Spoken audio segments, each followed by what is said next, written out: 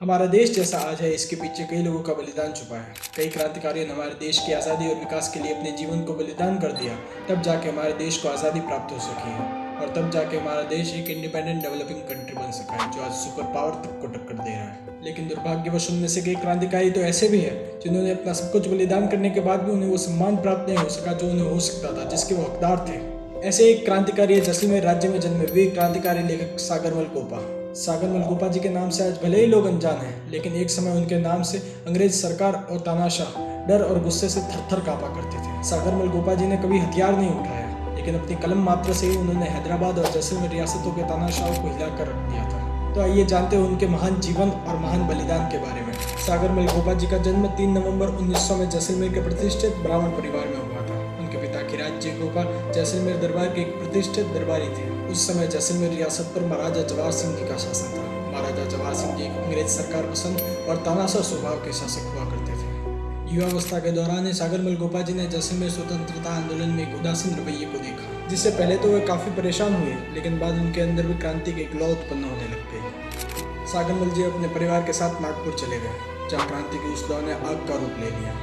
नागपुर में ही उन्होंने देश को आज़ाद कराने और क्रांति के लिए अपना जीवन समर्पित करने का वचन खुद को दे दिया। सन 1921 में सागरमल जी ने गैर सरकारी आंदोलन में सक्रिय भूमिका निभाई, जहां उन्होंने क्षेत्र के शासकों द्वारा आम लोगों पर किए जा रहे उदासीन रवैये का जोरदार विरोध किया। सागरमल जी ने अखिल भारतीय राजसी राज्य की परिषदों के सम्मेलनों में भी भाग लिया, जहां से वो हैदराबाद और जैसलमेर रियासतों की आंखों में खटकने लगे। सागरमल जी को हैदराबाद तथा जैसलमेर रियासत से निकाल दिया गया तथा उनके प्रवेश पर भी रोक लगा दी गई, लेकिन इससे भी सागरमल जी को कहाँ कुछ फर्क पड़ने वाला था। सागरमल जी ने जैसलमेर राज्य का गुंडा शासन, रघुनाथ सिंह का मुकदमा और भी कई किताबें प्रकाशित की। लोगों के अंदर राजशाही के प्रति नफरत की आग भड़कने लगी। उस समय देश में कई ऐसी घटनाएं चल रही थी जो लोगों के अंदर विद्रोह की भावना उत्पन्न कर रही थी। दुर्भाग्यवश सागरमल के पिता का निधन अक्टूबर 1938 में हो गया। निधन के कारण स्थानीय लोगों तथा जैसलमेर राज परिवार से परंपरागत पहचान के चलते उन्हें जैसलमेर लौटने के लिए संदेश भेजा गया तथा उन्हें आश्वासन दिया गया कि उनके खिलाफ कोई भी कानूनी या गैर कानूनी कार्रवाई नहीं की जाएगी। निमंत्रण का मान रखते हुए सागरमल जी भोले बाबा में जैसलमेर चले गए, जहाँ उन्हें आश्वासन के अपोजिट 25 मई 1941 में गिरफ्तार कर दिया गया तथा थानेदार गुमान सिंह द्वारा उन्हें जेल में अमानवीय यातनाएं दी गई। सागरमल जी को जेल में दिन में कई बार पीटा जाता था, उन पर कोड़े बरसाए जाते थे।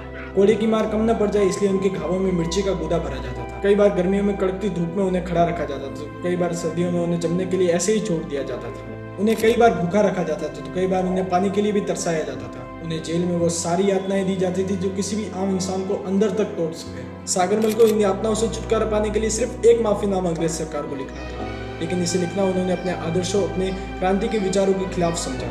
अंततः थानेदार गुमान सिंह ने क्रूरता की सारी हदें पार कर दी। 4 अप्रैल 1946 के दिन सागरमल को जेल के आंगन में लाया गया, जहां उन्हें अंतिम बार माफीनामा लिखने के लिए बाधित किया गया, उन्हें धमकाया गया, लेकिन सागरमल जी ने माफीनामा लिखने के लिए एक टक साफ मना कर दिया। अंततः थानेदार गुमान सिंह के आदेश पर उन्हें जेल में जिंदा जला दिया गया।